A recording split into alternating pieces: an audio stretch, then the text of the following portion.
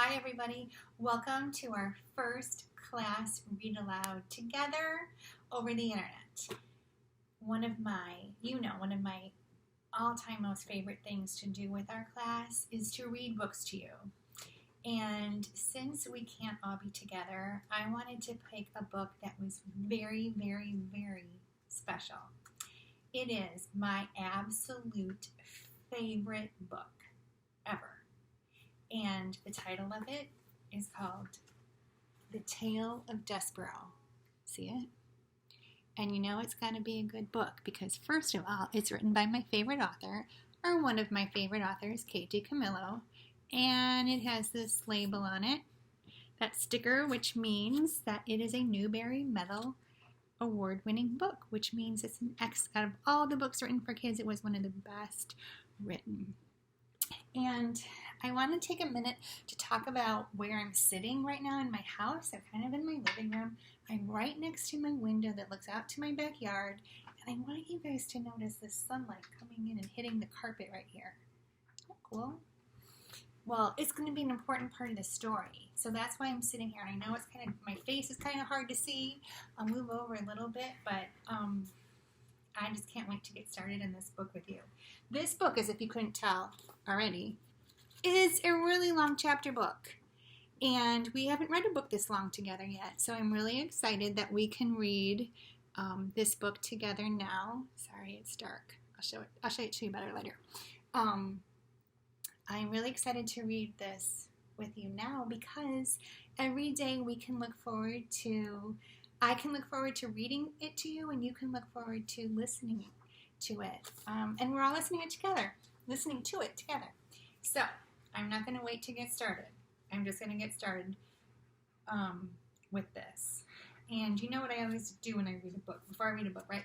We look at the front cover and we look at the back of the book too. In the back of this book it says, A Modern Fairy Tale from Kate DiCamillo. A modern fairy tale. I wonder what that means. Do you guys have any ideas?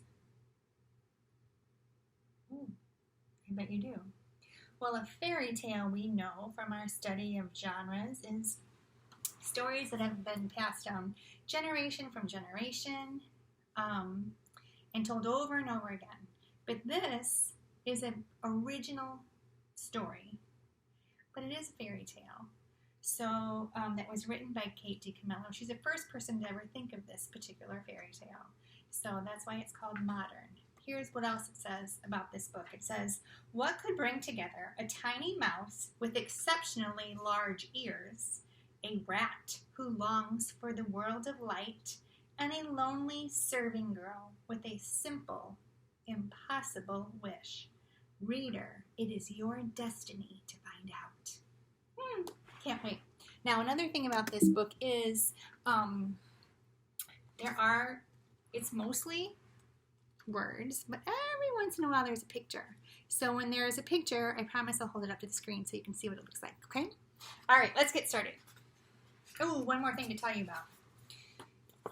Oh, can you see this? Well, I'm just going to read it to you. It's kind of dark. You probably can't see it for this light. I'll show it to you later, another day where the lighting's better, but this book is divided into 4 different sections, and Kate DiCamillo calls it book the first, book the second, book the third, and book the fourth. So even though it's one long story, it's divided into 4 different sections, and she calls each one of those sections a separate book, although it's the same story. Okay, so we're going to get started with book the first, and this section, all of these chapters combined in the first part of the book, are called A Mouse is Born. Before she starts, she writes us a note. Here's what it says.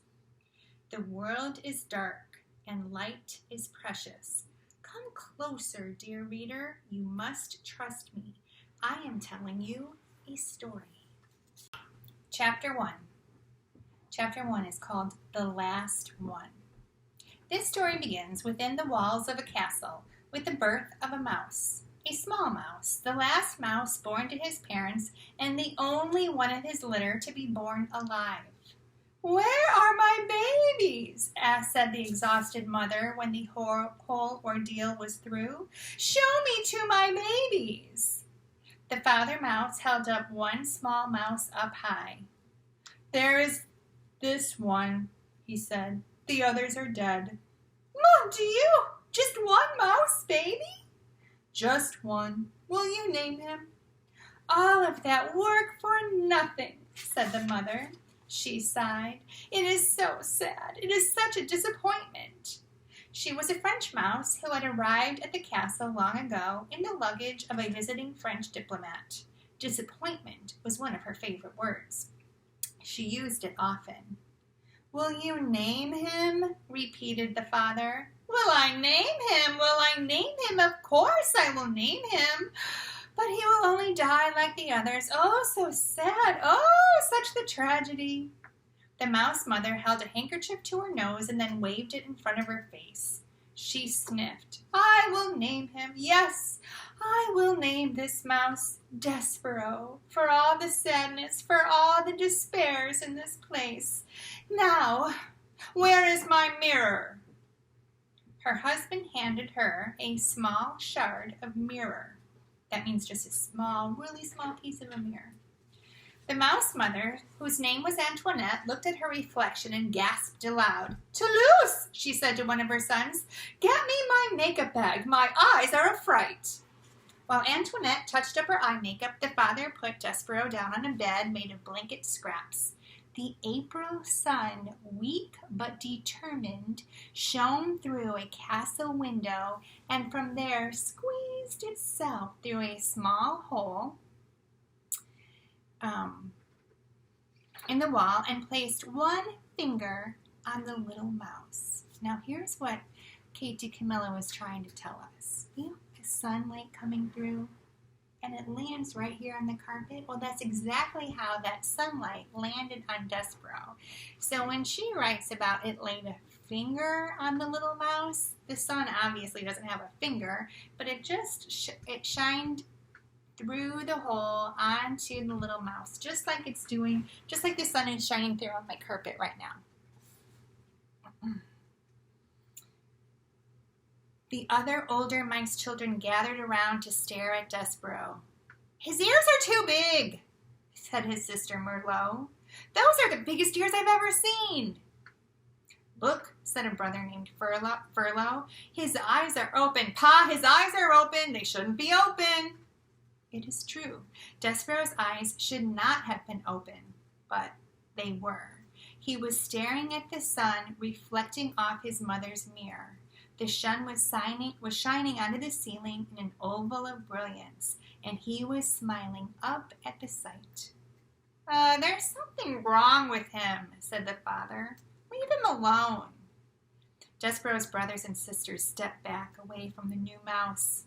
"This is the last," proclaimed Antoinette from her bed. "I will have no more mice babies. They are such a disappointment. They are hard on my beauty. They ruin for me my looks. This is the last one. No more." "The last one," said the father, "and he'll be dead soon. He can't live, not with his eyes open like that." But reader, he did live. And this is his story. This is the picture at the end of this chapter. The caption below the picture says, "Despereaux's eyes should not have been open." And you can see this is Despereaux here with his big ears. Here's his mom looking at herself in the small piece of mirror. This is his dad. Ready for the next chapter? I know I am. Chapter 2. The title of Chapter 2 is called Such a Disappointment. Despereaux Tilling lived, but his existence was a cause for much speculation in the mouse community. Speculation means when people are like asking questions and wondering and they're really curious about it. And of course, the mouse community is all the mice that are living in this castle. "He's the smallest mouse I've ever seen," said his Aunt Florence. "It's ridiculous. No mouse has ever been this small, not even a Tilling." She looked at Despereaux through narrowed eyes as if she expected him to disappear entirely. "No mouse," she said, "ever." Despereaux, his tail wrapped around his feet, stared back at her. "Those are some big ears he's got," observed his Uncle Alfred. "They look more like donkey ears if you ask me." "They are largely obscene ears," said Aunt Florence. Despereaux wiggled his ears. His Aunt Florence gasped. "They say he was born with his eyes open," whispered Uncle Alfred. Despereaux stared hard at his uncle. "Impossible," said Aunt Florence. "No mouse, no matter how small or obscenely large-eared, is ever born with his eyes open. It simply isn't done." "His pa, Lester, says he's not well," said Uncle Alfred. Despereaux sneezed. He said nothing in defense of himself. How could he? Everything his aunt and uncle said was true. He was ridiculously small. His ears were obscenely large. He had been born with his eyes open. And he was sickly. He coughed and he sneezed so often that he carried a handkerchief in one paw at all times. He ran temperatures. He fainted at loud noises. And most alarming of all, he showed no interest in the things a mouse should show interest in. He did not think constantly of food. He was not intent on tracking down every crumb. While his larger, older siblings ate, Despereaux stood with his head cocked to one side, holding very still. "Do you hear that sweet, sweet sound?" he said. I hear the sound of cake crumbs falling out of people's mouths and hitting the floor," said his brother Two-Lace. "That's what I hear." No," said Despereaux. "It's something else. It sounds like, honey." You have big ears," said Toulouse, "but they're not attached right to your brain. You don't hear honey. You smell honey. When there's honey to smell, which there isn't." "Son," barked Despereaux's father, "snap to it. Get your head out of the clouds and hunt for crumbs." "Please," said his mother, "look for the crumbs. Eat them to make your mama happy. You are such the skinny mouse. You're a disappointment to your mama." "Sorry," said Despereaux, and he lowered his head and sniffed the castle floor. But reader, he was not smelling. He was listening with big ears to the sweet sound that no other mouse seemed to hear. And that's the end of chapter 2. There aren't any illustrations in this chapter. I'll see you tomorrow for more chapters in The Tale of Despereaux. Bye, everyone.